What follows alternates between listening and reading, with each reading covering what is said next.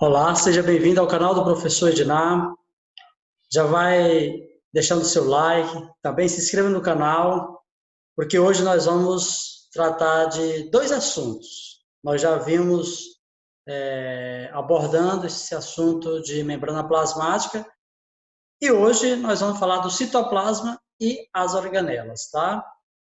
As organelas estão no citoplasma, então a gente aproveita e faz uma aula única. Podemos comparar o citoplasma com uma indústria. Nessa indústria, a produção é executada em diferentes setores e existem funcionários especializados para realizar diversas funções. Qual o objetivo da indústria? Transformar a matéria-prima em produto final. Assim também é o que acontece no citoplasma. O citoplasma é essa parte aqui em azul, tá? E aqui onde está mergulhado as organelas. Claro que nós estamos falando aqui das células eucarióticas, que elas são ricas em organelas. As células procarióticas são pobres em organela, no máximo que existe aí são os ribossomos, ok? Então, o citoplasma é formado pelo citosol e as organelas, que nós vamos falar de cada uma delas. O citosol, né, ele é rico em água e tem grande quantidade de moléculas. E, por falar nessa parte do citoplasma, de célula, a gente aborda algo muito importante para que a célula tenha aí a sua sustentação, o seu formato, que é o citoesqueleto. O que é um citoesqueleto? É uma rede de filamentos longos e finos de proteínas, com a função sustentar e organizar. Então, ele vai fazer o quê? Sustenta a célula e organiza ela, para que ela se torne, por exemplo, aí tem um formato. Daí a célula ganha várias formas, realiza movimentos coordenados, como, por exemplo, a questão do pseudópte, que é a projeção da membrana plasmática, ela vai se tornando falsos pés para ganhar locomoção. E também a questão dos cílios, também, dos flagelos, também, para que tenha locomoção. Tá? Existem 3 filamentos proteicos, os microtúbulos, os filamentos intermediários e os microfilamentos. Tá? Os microtúbulos, eles estão relacionados ao quê? Eles estão relacionados ao deslocamento de cromossomos. Os cromossomos, as cromatas irmãs, por exemplo, quando elas chegam ao ponto de se separar, esses microtúbulos vão ajudar nesse processo aí, tá? De fazer essa separação aí. Estabelecimento da forma da célula e o movimento intracelular de partículas. As partículas vão se mover aí com o auxílio aí dos microtúbulos, tá? Eles são tubos ocos e longos, formados pela tubulina, que é uma espécie de proteína tubular, tá? Os centríolos são estruturas cilíndricas, estão relacionados à formação das fibras do fuso mitótico nas células animais, estão ausentes na maioria das células vegetais e também nos fungos. Os centríolos, eles aí é que, vamos dizer assim, que vai para os polos opostos e aí com o seu, vamos dizer assim, o seu puxar com as fibras mitóticas, por exemplo, ele vai separando a célula aí em duas, vamos dizer assim, tá? Já os filamentos intermediários, ele compõe um sistema de estrutura filamentosas no citoplasma e núcleo de células eucarióticas. E os microfilamentos são compostos principalmente por polímeros de actina, que nas células são modificados e interagem com várias outras proteínas, tá? Estou trazendo essas informações aqui para vocês, embora dificilmente elas possam cair aí no Enem, mas é bom que a gente saiba, porque são informações que elas vêm aí, vamos dizer assim, no contexto de forma indireta, tá? Cílios e flagelos. O que são cílios, o que são flagelos e onde eles estão, qual é a função deles? Bem, são projeções do citoplasma, ou seja, o citoplasma ele cria uma projeção, como ou aqui, por exemplo, aqui são projeções da minha mão, os dedos. Então, os cílios e os flagelos também são projeções, e eles possibilitam a movimentação da célula ou de substâncias localizadas sobre sua superfície, tá? São formados por um corpo basal. Os cílios são numerosos e curtos, enquanto os flagelos são longos e em pequena quantidade. Os cílios, nós vamos encontrar os cílios aí, por exemplo, na tuba uterina, que tem a função de levar aí, vamos dizer assim, o óvulo até o útero, e o flagelo nós vamos encontrar aí no espermatozoide, tá? Que tem essa função de movimentação. É claro que esses dois representantes aqui são outros seres vivos, mas aí na questão do ser humano, essa representação que eu acabei de falar, questão do útero e na questão do espermatozoide. E as organelas? Bem, aqui agora a gente chega numa parte importante, que é importante vocês fazer a anotação de cada uma delas para saber as funções de cada uma e como essas funções são estudadas, são trabalhadas.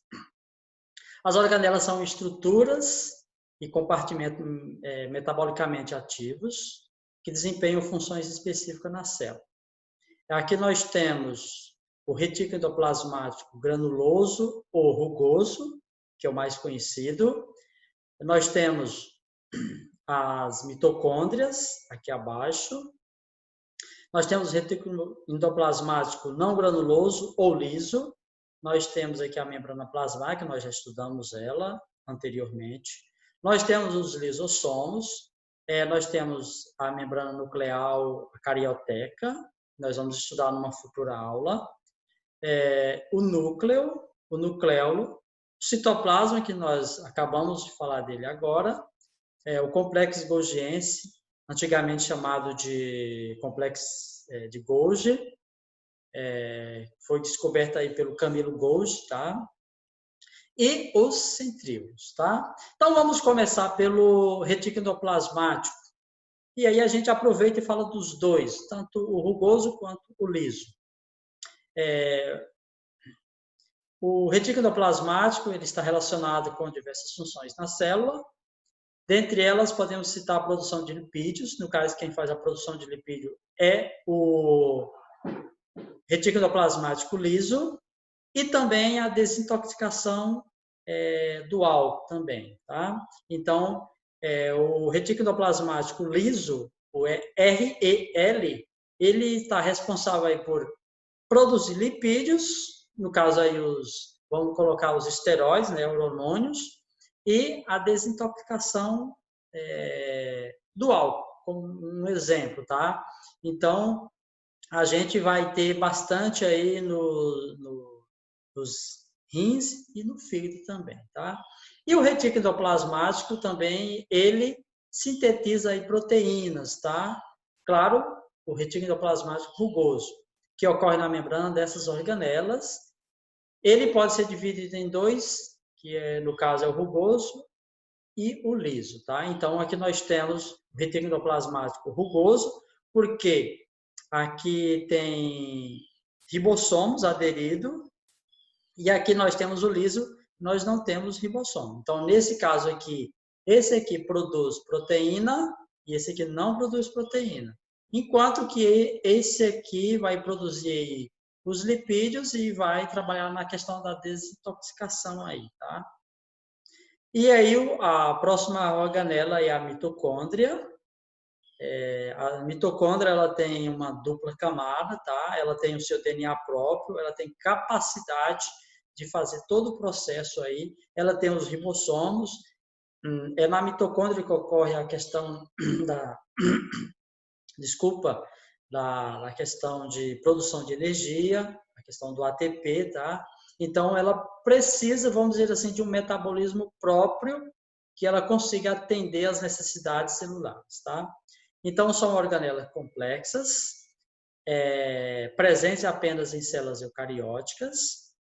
A sua função é produzir a maior parte da energia da célula através do processo chamado de respiração celular, tá? Quando a gente fala aí da questão da mitocôndria, ela é um processo evolutivo, que acontece também com os cromoplastos, tá? Que a gente vai falar também. A mitocôndria, na questão aí humana, a mitocôndria ela está presente tanto no espermatozoide quanto no ovócito secundário.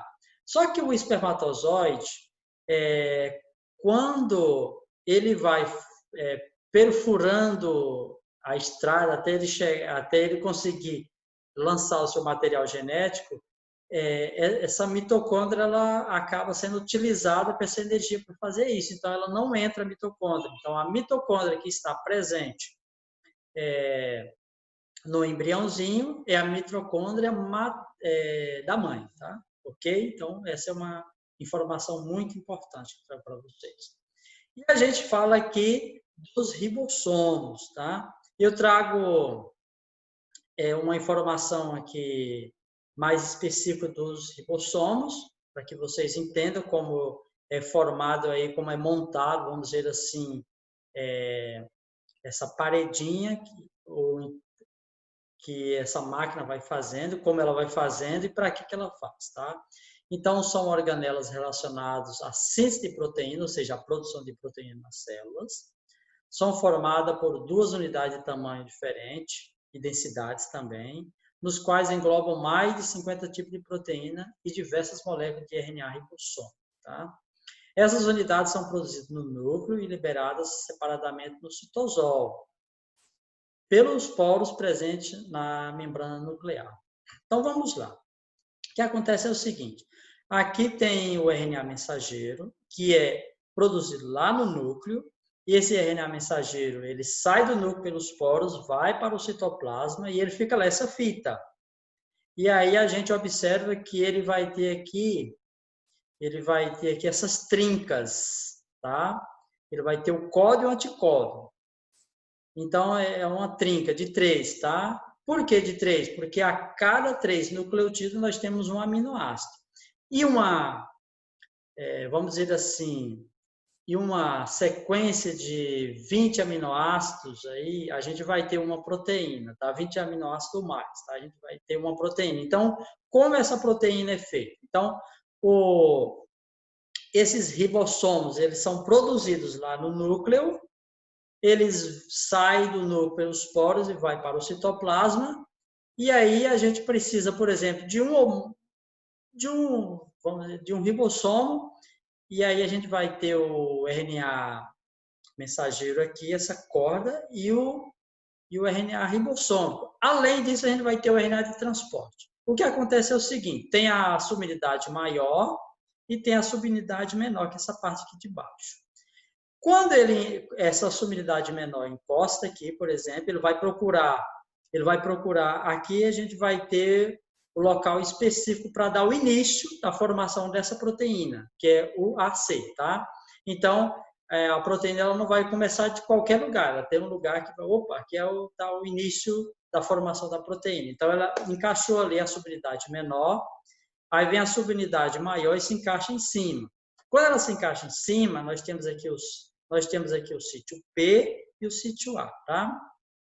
Aqui do sítio P, o RNA transporte vai pegar, por exemplo, e vai trazer esses aminoácidos e vai encaixando aqui. Por exemplo, o primeiro encaixou aqui no sítio P, aí vai encaixar outro aqui no sítio A.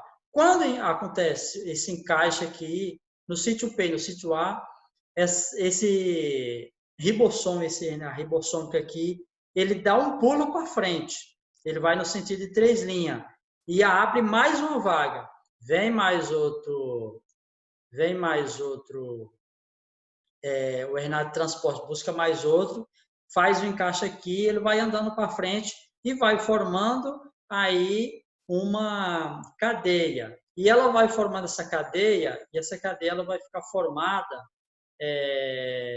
com, vamos dizer assim, com vários aminoácidos. E esses vários aminoácidos que nós temos, desculpa, nós vamos ter a formação de uma proteína.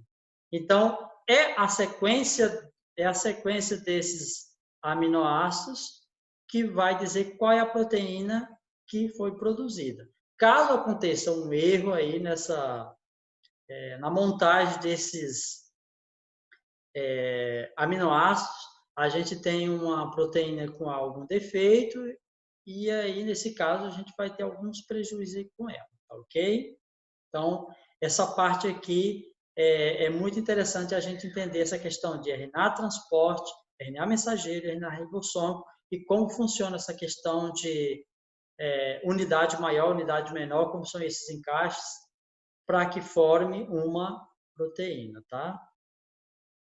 E aí a gente continua falando agora, só que nós vamos falar dos lisossomos, que é outra organela também. Quando a gente fala de organela, um pequeno órgão, tá? Então, em síntese, essas organelas possuem duas funções principais, a heterofagia e a autofagia.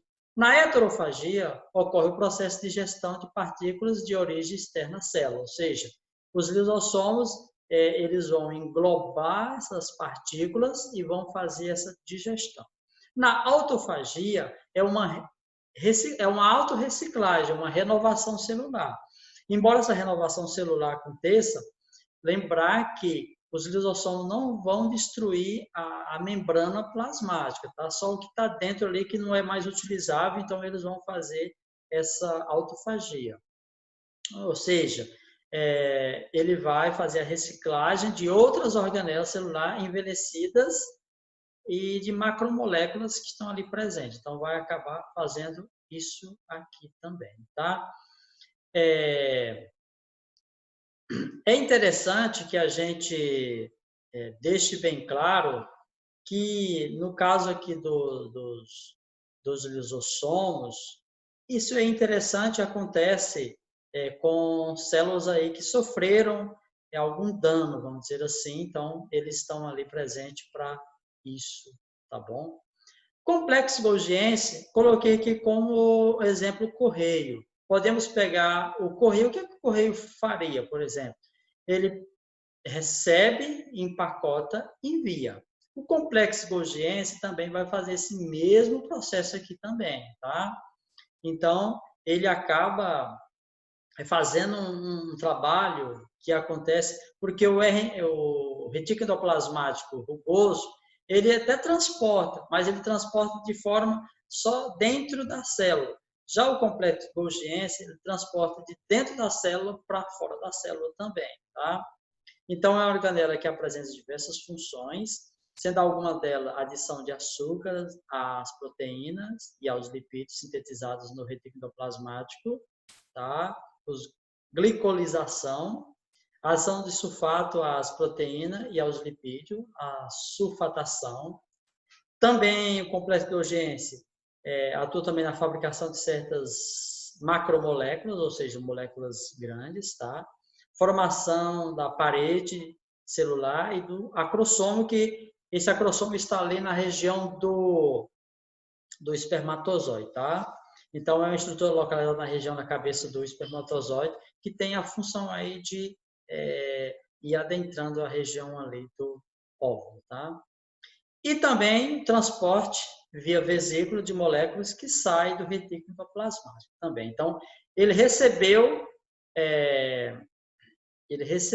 essas moléculas que veio lá do retículo endoplasmático rugoso, por exemplo, empacotou e mandou para frente, tá? Então, no caso, a gente vai perceber que, vamos dizer assim, que os lisossomos, eles foram originados lá nos retículos endoplasmáticos rugoso, só que eles vieram e foram empacotados aqui no complexo golgiense e formaram os lisossomos, como vocês podem observar aqui, tá? Ok? E nós temos aqui os peroxissomos, tá? São organelas citoplasmáticas de dupla membrana típica de células vegetais, tá? Com formato de vesículas esféricas, responsável pelo armazenamento de enzimas que catalisam o peróxido de hidrogênio, ou água oxigenada, tá? O mais conhecido, tá? Que é o H2O2, tá? Essa substância é tóxica para a célula. Então, o que acontece se ela é tóxica? Claro que ela vai ter aí algumas funções, vamos dizer assim, para a célula. Ela não vai perder a sua função quando ela se transforma em água oxigenada, mas ela acaba sendo tóxica, então, vamos dizer assim, que é uma fonte de radicais livres, peroxissomos, então, no caso, ele vai pegar e vai fazer toda essa destruição aí, tá? Então, o que acontece é que vai acontecer que essa enzima, a catalase, vai acabar quebrando a água oxigenada e vai formar aí água e oxigênio, tá? Então já deixa de ser uma substância tóxica, tá? Recomendo para vocês um filme, o Óleo de Lorenzo, por exemplo. É um filme interessante, uma criança que ela não tem peroxissomos e aí ela tem todos os problemas relacionados por não ter essas organelas, tá? Então, por ela não ter todo o processo aí, vamos dizer assim, de acúmulo de substâncias tóxicas e formações, ela sofre muito com isso. Então, recomendo esse filme para vocês, o Óleo de Lorenzo, está no YouTube, vocês podem procurar lá e assistir. Está em português, tá, gente? E o vacúolo, tá, gente? Vacúolo. Então, nós temos aqui o vacúolo. Possui forma esférica e ovalada. Seu conteúdo é fluido e sua função é a de armazenar substâncias que estão relacionadas à nutrição ou excreção, podendo conter enzimas lisossômicas, tá?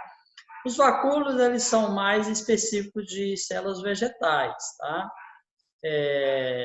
No caso aqui de fazer um acúmulo de reserva de água em grande quantidade, mas claro que em células animais vai ter esse vacúolo.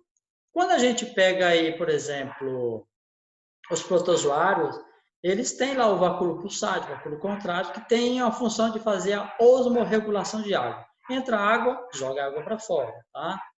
E na questão aí dos animais, é bem menor, o tamanho do vacúolo é bem menor. Já nas células vegetais, esse espaço é bem maior, tá?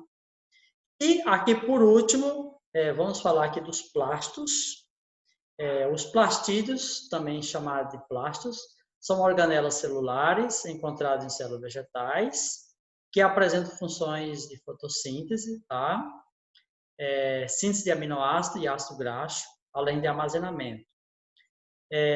Quero lembrar vocês que os plastos também é um processo de evolução que acontece lá. Ora, essa evolução, essa célula vai fazer o englobamento formando as mitocôndrias animais e ela vai englobar aqui os plastos e formando a célula vegetal, tá? Então, é nesse momento que vai ter uma evolução aí para a célula animal, célula vegetal, na questão aí de eucariontes, tá? É nessa organela que ocorre o processo de fotossíntese, tá? Todo o processo que a gente conhece, questão do dióxido de carbono, luz solar e água, nesse processo todinho que vai formar aí, vamos dizer assim, vai ser formado e liberado o oxigênio e também água também, que é responsável pela produção da glicose também na planta, que é uma fonte de vamos dizer assim, de reserva para a planta e alimento também para nós, tá? Vamos dizer assim, os cromoplastos, eles são divididos em três.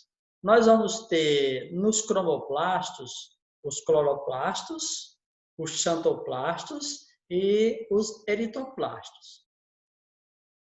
Como nós temos o exemplo dos cloroplastos? A clorofila verde, tá? Então, ela é esse pigmento que apresenta, tem pigmento verde, então tem essa função de capturar, vamos dizer assim, essas ondas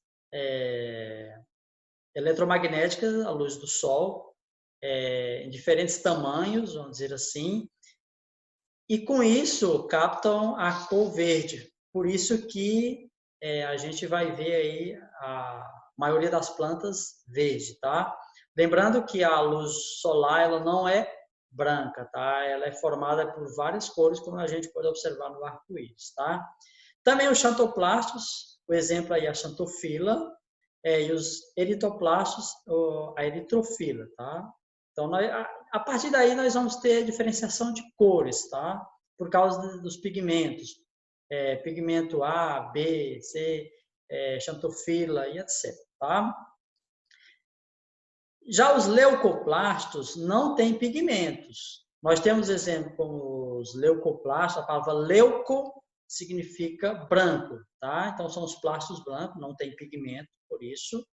Os amiloplastos, tem como exemplo aí o amido, tá? Reserva de amido. Os proteoplastos, as proteínas, tá? E os oleoplastos, reserva de óleo, tá? Então, é aqui que a gente tem toda essa formação, tá? Galera, se você ficou até aqui, então deixa aquele seu like ou seu dislike, comente. Se você não se inscreveu no canal, se inscreva. Aquele abraço, fique com Deus e até a próxima aula. Tchau.